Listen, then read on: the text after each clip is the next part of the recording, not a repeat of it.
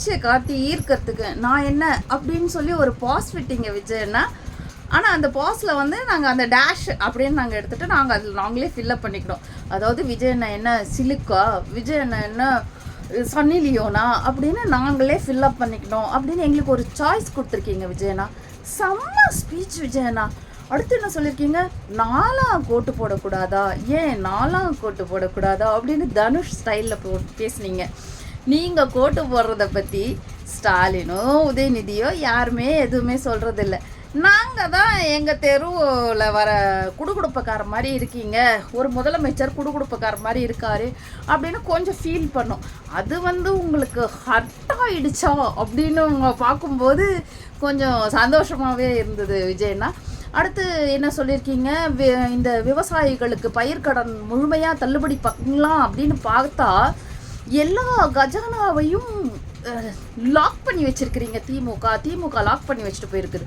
ஏன்னா அங்கே கஜானா அப்படியே இருக்கும், அதை வந்து திமுக பூட்டி ரொம்ப கடல் தூரத்தில் அந்த சாவியை தூக்கி போட்டுட்டு ஓடிட்டாங்க.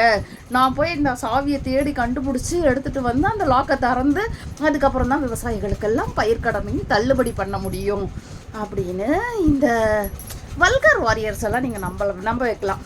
அடுத்து அந்த வல்கர் வாரியர்ஸ் வந்து அட்மையர் பண்ணுற மாதிரி ஒரு வார்த்தை சொல்லியிருந்தீங்க. அதுதான் நேற்று ஸ்பீச்லேயே வந்து ஹைலைட். என்னன்னா, என் வாயில் ஏதாவது வந்துட போகுது. இதுவரைக்கும் எந்த முதலமைச்சரும் பேசாத ஒரு அருமையான பேச்சு அது.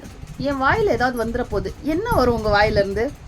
உங்கள் வல்கர் வாரியர்ஸ் கூட தலைவர் நீங்கன்னு ப்ரூவ் பண்ணிட்டீங்கண்ணா. அவங்க வந்து அழகாக எல்லாரையுமே எல்லா பெண்களையும் வாயில் இந்த மாதிரி தான் அவங்க வோக்கலாக எவ்வளோ வந்து ஒரு பெண்ணை வந்து வோக்கலாக ரேப் பண்ண முடியுமோ பண்ணிடுவாங்க. அந்த மாதிரி நீங்கள் வோக்கலாக நீங்கள் வந்து அவங்கள வந்து தூண்டி விட்டுருக்கீங்க. இப்படிலாம் பேசலாம். நானே வந்து ஒரு வாயில் எதனா வந்துட போகுதுன்னு சொல்லும்போது உங்களுக்கு என்னடா நீங்கள் பேசுங்கடா அப்படின்னு சொல்லிட்டு போயிருக்கீங்க, சொல்லாமல் சொல்லிட்டு போயிருக்கீங்க. அருமையான பேச்சு விஜயண்ணா. நீங்கள் வந்து நேற்று பேசுவீங்கன்னதும் நாங்கள் என்ன நினச்சோம், தமிழ்நாட்டுக்கு எதெல்லாம் திட்டம் ஏதாவது வச்சுருப்பீங்க. இது வரைக்கும் வந்து நீங்கள் தேர்தல் பிரச்சாரம் பண்ணிட்டு இருந்தீங்க, முதலமைச்சராக முதல் முறையாக பேச போகிறீங்க, ஏதாவது நல்லா பேசுவீங்கன்னு பார்த்தா திரும்பவும் அதே திமுகவை சொல்லிட்டு ஒரே அழுகாச்சியா. திமுக போயிட்டாங்கண்ணா, ஞாபகம் வச்சுக்கோங்க, நீங்கள் தான் முதலமைச்சர். இனிமேல் அழுகக்கூடாது. என்ன அழுவாமல் ஒழுங்காக பேசணும். ஒழுங்காக நீங்கள் ஒரு முதலமைச்சராக பொறுப்பாக பேசுங்க. ஐயா எப்போ தான் திருந்த போகிறீங்க நீங்கள்?